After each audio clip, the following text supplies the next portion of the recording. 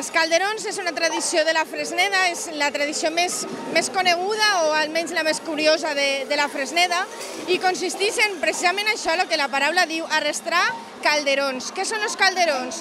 Pues quan jo era menuda eren olles, paelles velles, les paelles de les farinetes com les que jo duc, els topins que diuen orinals d'aquells de porcelana, els tazons, i després ja se van introduint les lates dels olis dels motors, les lates de refrescos, i ara podem trobar qualsevol cosa de metall que faci soroll.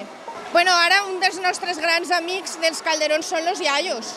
Els xiquets, molts dels que veureu, no viuen aquí durant l'any, però els iaios de la Fresneda s'encarreguen de preparar uns bons calderons. Aquests bons calderons se guarden d'un any per l'altre, no se tiren. Quan eres menut, com no tens molta força, et posen un topí i a córrer.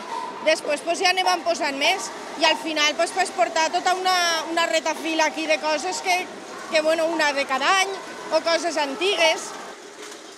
Els calderons en la Fresneda tampoc tenim un moment, un origen, allò que diguem, mira, sí, va passar tal cosa i van començar a arrastrar. No, simplement fa molts anys, perquè mon iaio ja me contava que anava a arrastrar calderons, els reis en aquell moment no venien físicament a la Fresneda i tots els xiquets tenien por que passaren de llarg.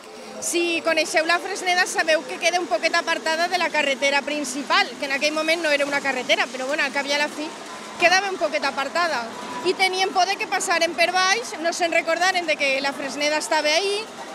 A més, la Fresneda és un poble menut, té poques xiquets, i algú sabeu que va d'haver pensar, com fa un poc soroll, passaran per baix i no mos deixaran res. I van pensar en treure calderons, fer soroll i dir-li als reis, ne som pocs, però estem aquí, no t'os oblideu de nosaltres.